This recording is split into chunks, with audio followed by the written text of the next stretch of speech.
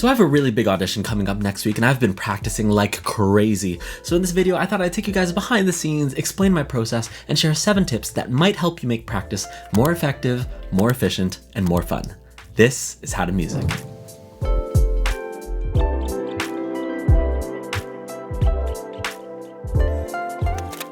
Now, before we get into the tips, a few things to keep in mind. Number 1, this video is going to be for musicians of all levels, all genres, and all instruments, meaning if you play jazz, vaporwave, fusion on your theremin, you're going to find something for you in this video. And number 2, I'm just some guy on the internet who happens to make music. What works for me might not work for you. Take everything I say with a grain of salt. This is just what I've learned over the last 18 years of making music, and of course, I'm still figuring it out. So with all that out of the way, let's get into it. Number 1, follow a plan. The first step to effective practice is to set a clear intention and direction. You need to know where you want to go. You need to know your destination in order to have a clear direction. So this means setting long-term goals, medium-term goals, and also short-term daily goals. And if you're a beginner, I know it's going to be hard to come up with these, so that's why it's important to get the help of a teacher, but here are some good questions to help you get started. Number 1, where do you want to be musically by the end of the year? What piece do you want to be playing? Is there perhaps an event that you want to be playing at? Perhaps an office Christmas party that you want to perform at? All of these questions are a good starting point, and whatever your goals are, work backwards from there. As a general rule of thumb, I like breaking down my time into thirds, and this is whether I'm practicing for an hour or for 3. 1/3 of my time will be spent on technique and warming up. So that means scales, triads, chords, arpeggios, all that basic kind of technical stuff. Another 1/3 of my time will be spent working on repertoire. So this is any of the pieces that I'm going to be performing or any of the pieces that help me actually condition to be able to play the prepared piece. And another 1/3 of my time will be spent on improvisation. And I think it's important to allot time for this because it helps keep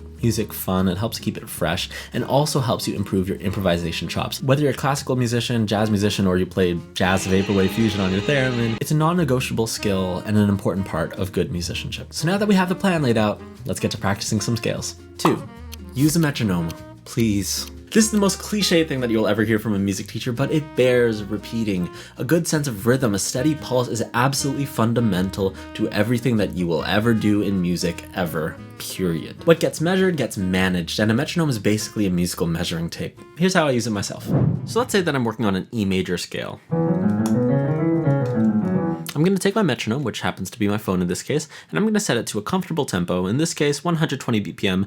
Of course, find whatever's most comfortable for you. So I'll set the tempo, and I'm just going to play quarter notes for 1 octave. Then 1/8 notes for 2.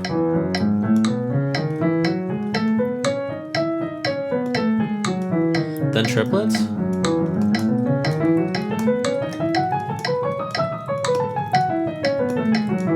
And then 16ths.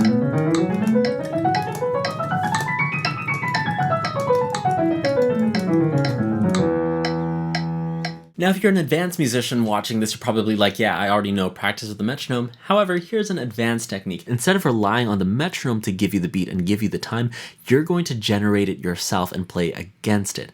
So for example, I'm going to place the metronome on the upbeats, on the and. So if I'm going 1 and 2 and 3 and 4 and 1 and 2 and 3 and 4 and 1 and 2 and 3 and 4, so.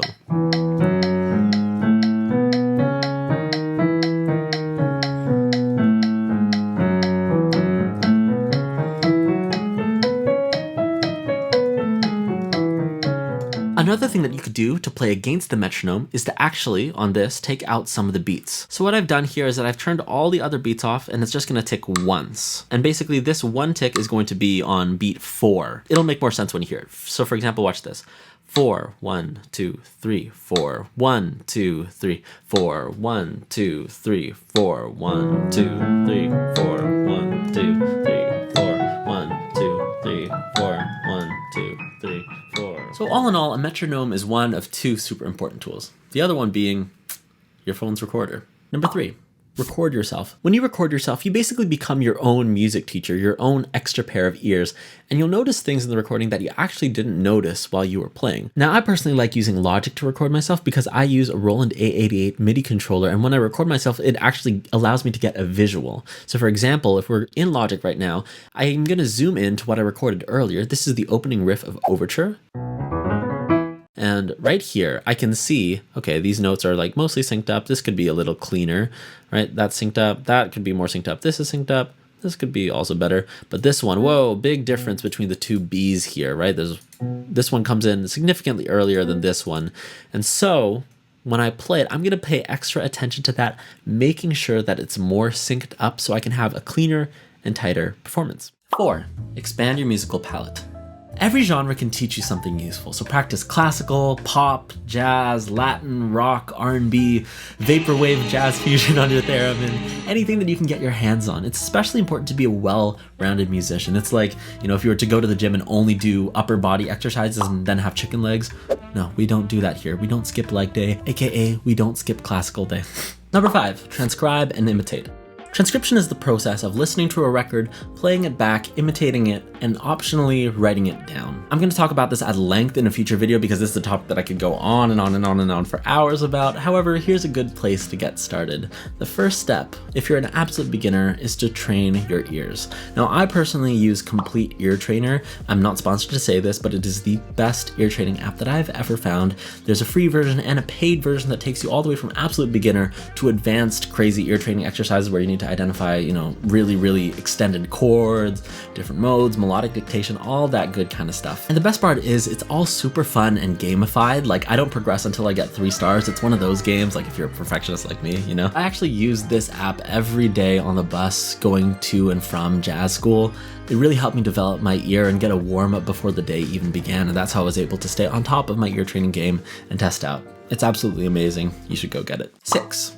Aim for understanding. Knowing how to play a piece isn't the same thing as truly knowing it. In all honesty, anyone can learn how to play any piece with enough rote, mechanical memorization. It's facile, superficial. However, truly knowing the piece, on the other hand, requires a deeper understanding. And that's an understanding derived from study, from active listening, and yes, learning it in different keys. So be curious, what's the historical context of the piece? What's the form? What's the music theory behind it? Don't just settle for memorization.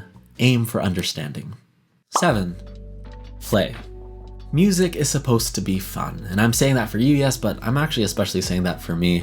I find that it's so easy to get caught up in the grind and the hours and in that kind of mindset when it comes to music, and forget the reason why we started doing this in the first place. It's important to remember that music is a game. It's something that we get to do. It's something that we get to enjoy. That's why it's called playing music. Practically, I apply this in 2 ways. Number 1, I always leave some time at the end of my practice session just to have some fun. That could also just be part of the improv section, but I'll just really intentionally leave that time to just play around and rediscover my instrument. I might pull up a drum track, improvise something cool, or maybe a song that I've really been enjoying lately, and I'll play around to that as if I was one of the session musicians. And when you do this, it's important to step away from all of the mental judgments. Simply allow yourself to be a kid discovering your instrument for the first time. And number 2, be fully present as you practice. Focus on the feeling of the keys, the strings underneath your fingers, your voice, the instrument, the sound that you get to create.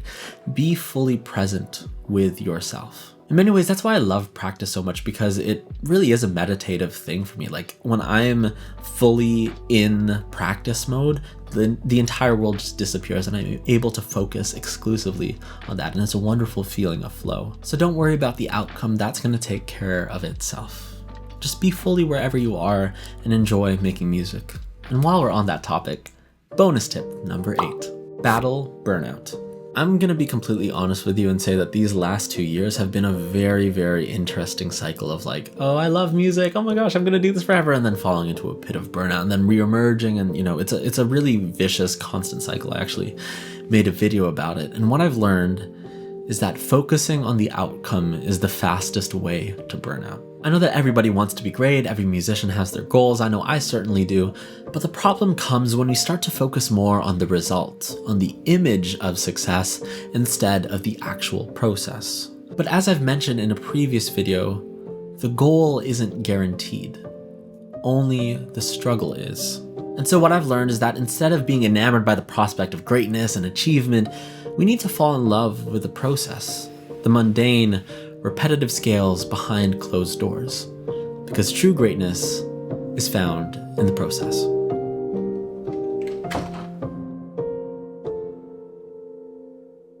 And those right there are my 8 tips for practice. I sincerely hope that those helped you. There's so much more that I want to talk about that I literally had to cut from this video, but I'll be sharing that next week and in the coming weeks. How to Music is a series where I'm going to be talking about music and sharing everything that I know. You can check out episode 1 right over here. And until then, I'll see you next week. Go practice.